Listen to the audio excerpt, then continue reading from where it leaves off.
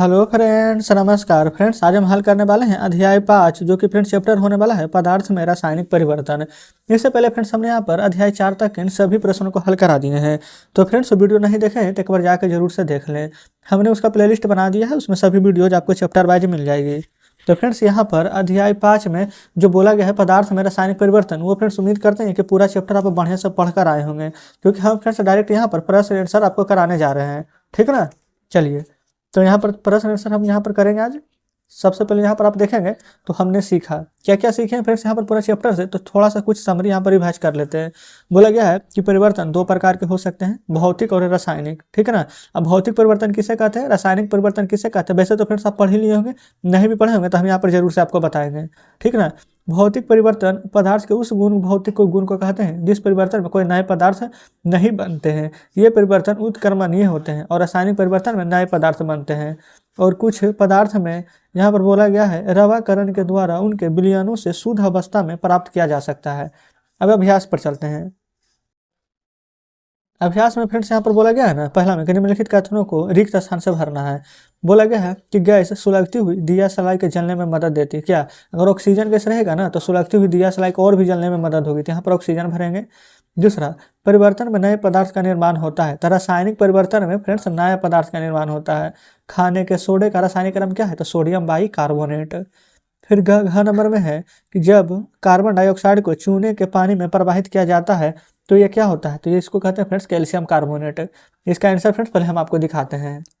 देखेंगे फ्रेंड्स यहाँ पर पाठ 5 पदार्थ में रासायनिक परिवर्तन, इस प्रकार से क का आंसर ऑक्सीजन, ख का रासायनिक परिवर्तन, ग का सोडियम बाइकार्बोनेट और घ का कैल्शियम कार्बोनेट। आप इस प्रकार से लिख लेंगे। ठीक है, चलिए अब चलते हैं दूसरे पर।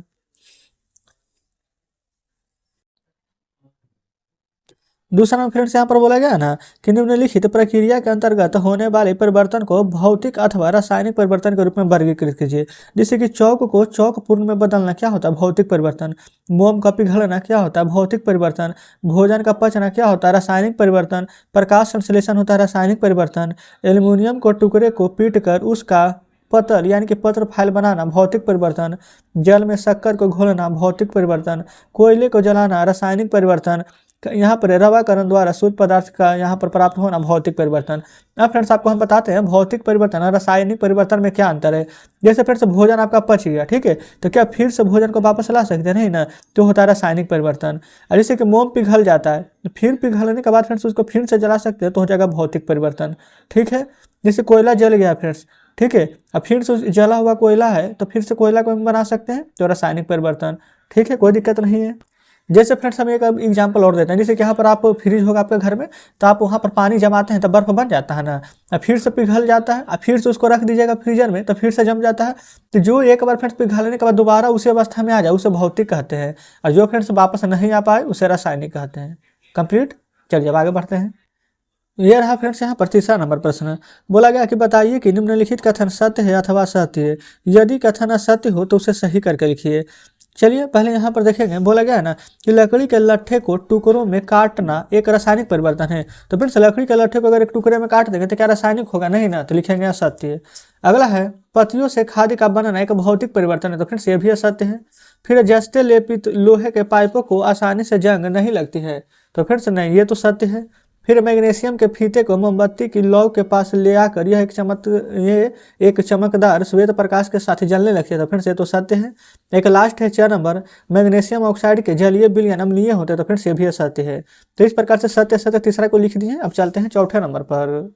यह रहा फ्रेंड्स यहाँ पर चौथा नंबर। बोला गया क्या होता है जब में सिरका में इनो डालते हैं। सिरका में जब इनो डालते हैं तो क्या होता है, तो देखेंगे यहाँ पर चौथा के का आंसर। अगर सिरका में इनो डालेंगे तो क्या होगा, तो फ्रेंड्स यहाँ पर लिखेंगे ना कि सिरका में जब इनो डालते हैं तब यहाँ पर जब तो कार्बन डाइऑक्साइड और अन्य पदार्थ प्राप्त होता है। फिर से सुनेंगे, सिरका में जब इनो डालते हैं तब जो यहाँ पर कार्बन डाई और अन्य पदार्थ प्राप्त होते हैं। ठीक है, कोई दिक्कत नहीं है।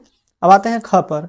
ख नंबर में देखेंगे। बोला गया है नीला थोथा के विलयन में ब्लेड डालते हैं। नीला थोथा के विलयन में ब्लेड डालते हैं, क्या होता है जब, तो इसका आंसर आप लिखेंगे ना कि नीला थोथा के विलयन में जब ब्लेड डालते हैं तब नीला थोथा यानी कि जो कॉपर सल्फेट और ब्लेड के बीच अभिक्रिया होता है और विलयन का रंग नए पदार्थ बनने के कारण आयरन सल्फेट और कॉपर यानी कि भूरा यहाँ पर निक्षेप विलयन के रंग में परिवर्तन हो जाता है, जिससे CuSO4 plus FeSO4 plus Cu। तो CuSO4 प्लस Fe, तो CuSO4 क्या होता है हमारा कॉपर सल्फेट जिसको नीला थोथा बोलते हैं, Fe होता है आयरन यानी लोहा, FeSO4 होता है आयरन सल्फेट यानी कि विलयन द्वारा, और Cu फ्रेंड्स विलयन हरा, और Cu होता है कॉपर यानी कि भूरा निक्षेप। क्लियर यहाँ तक? खा नंबर भी कंप्लीट हो चुका है।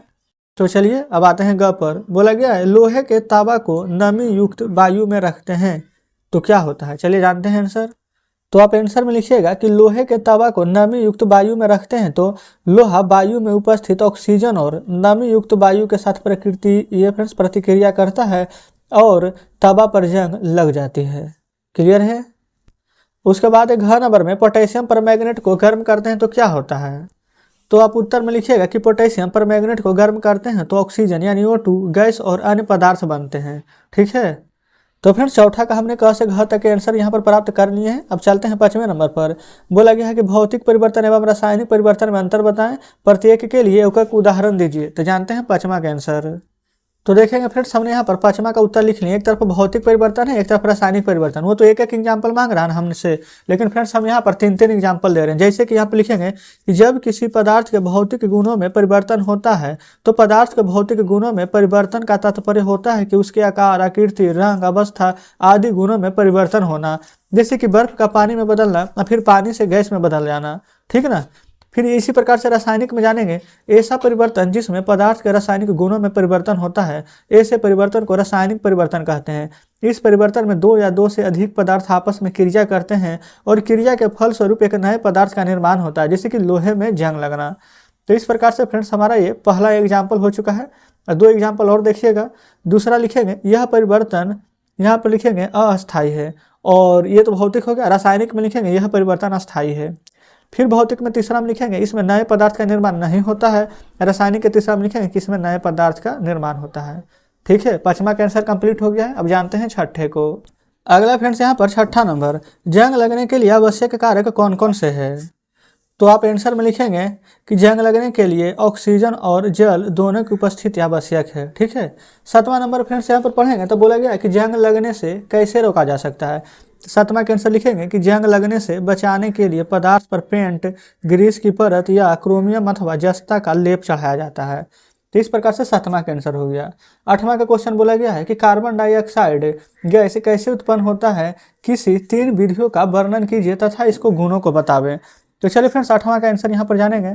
तो लिखिएगा ना कि कार्बन डाइऑक्साइड जीव जंतु के श्वसन प्रक्रिया के फलस्वरूप उत्पन्न होता है। पहला, जब चारकोल को ऑक्सीजन की उपस्थिति में जलाते हैं तो कार्बन डाइऑक्साइड यानी कि CO2 बनता है। उदाहरण जैसे कि यहाँ पर लेंगे C+O2 हो जाएगा CO2। दूसरा नंबर में यहाँ पर आपको लिखना है कि खाने वाले सोडा को नींबू के रस के साथ अभिक्रिया कराई जाती है तो CO2 बनता है। जैसे कि कैल्शियम कार्बोनेट का यहाँ पर सूत्र लिखेंगे CaCO3 और इसके बाद में हो जाएगा CaO + CO2। तो इस प्रकार से 8वां हमारा कंप्लीट हो जाता है। 9वां नंबर में फ्रेंड्स बोला गया है ना कि रवाकरण से क्या समझते हैं, कॉपर सल्फेट का रवा कैसे किया जाता है। तो आंसर में आपको यहाँ पर लिखना होगा कि किसी विलयन से पदार्थ के शुद्ध और बड़ी आकार के यहाँ पर रवा प्राप्त करने की विधि को रवाकरण कहते हैं। तो 9वां भी हमारा कंप्लीट हो जाता है। तो फ्रेंड्स हम जानते हैं कुछ उदाहरण, जैसे कि यहाँ पर बोला गया था ना कि रवाकरण से क्या समझते हैं और यहाँ पर कॉपर सल्फेट को रवा कैसे प्राप्त किया जा सकता है, तो यहाँ पर जाने तो लिखेंगे ना कि समुद्र के जल का वाष्पन के फलस्वरूप नमक का रवा प्राप्त होता है। कॉपर सल्फेट का रवा प्राप्त करने के लिए एक बीकर बर्तन में जल लेते हैं और उसमें 1-2 बूंद तनु सल्फ्यूरिक अम्ल डालते हैं और फिर उसे गर्म करते हैं और उसके बाद जब जल उबलना शुरू हो जाए तो उसमें कॉपर सल्फेट का चूर्ण डालते हैं और चलाते हैं जब तक कॉपर सल्फेट घुले, थोड़ा थोड़ा चूर्ण डालते हैं। ठीक है, जब तक जो कॉपर सल्फेट घुले जब तक थोड़ा थोड़ा चूर्ण डालते रहेंगे। घुलना बंद होने पर फिल्टर पेपर से छान लेते हैं। ठंडा होने पर थोड़ी देर बाद कॉपर सल्फेट के रूप में प्राप्त हो जाता है। तो इस प्रकार से फिर हम यहाँ पर कॉपर सल्फेट को रवा प्राप्त कर लेंगे। क्लियर। 10वां नंबर का प्रश्न है तो ऑक्सीजन गैस बनाने की विधि का वर्णन करें तथा इसके गुणों का यहाँ पर वर्णन करना है।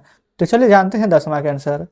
तो 10 नंबर में आप यहाँ पर फ्रेंड्स आंसर आपके सामने है। सबसे पहले आपको लिखना होगा प्रयोगशाला में पोटेशियम परमैंगनेट, जिसका कि यहाँ पर फॉर्मूला होता है KMnO4, को गर्म करने पर ऑक्सीजन गैस प्राप्त होता है।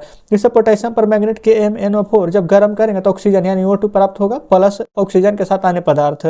लिखेंगे एक शीशी या परख नली लेते हैं, उसमें KMnO4 के टुकड़े लेते हैं, एक निकास नली लगाकर कॉर्क से बंद कर देते हैं, फिर निकास नली का संबंध उल्टे भरे शीशी से रहता है। अब KMnO4 वाले शीशी को गर्म करते हैं, ऑक्सीजन गैस गर्म करने पर बनती है और निकास नली होते हुए उल्टे शीशी में बुलबुले के रूप में ऊपर जमा होती है। और उसका गुण बोला गया था, तो गुण में लिखेंगे कि यह जीव जंतुओं की श्वसन क्रिया ईंधन को जलाने में सहायक होती है। तो 10 नंबर हल हो गया है।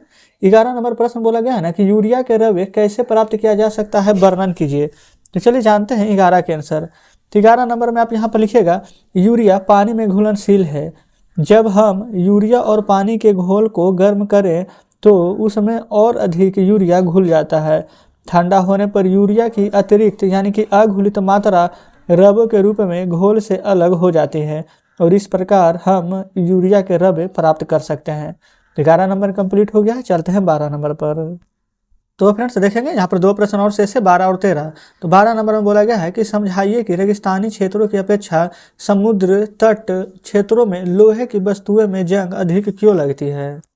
तो आप आंसर में लिखिएगा कि रेगिस्तानी क्षेत्रों में गर्मी अधिक पड़ती है, हवा शुष्क होती है, शुष्क हवा के साथ लोहे में जंग लगने की प्रक्रिया धीमी होती है, जबकि समुद्र तटीय क्षेत्रों में हवा में नमी रहती है और लोहा नमी युक्त हवा के साथ तेजी से अभिक्रिया करता है और जंग अधिक लगता है।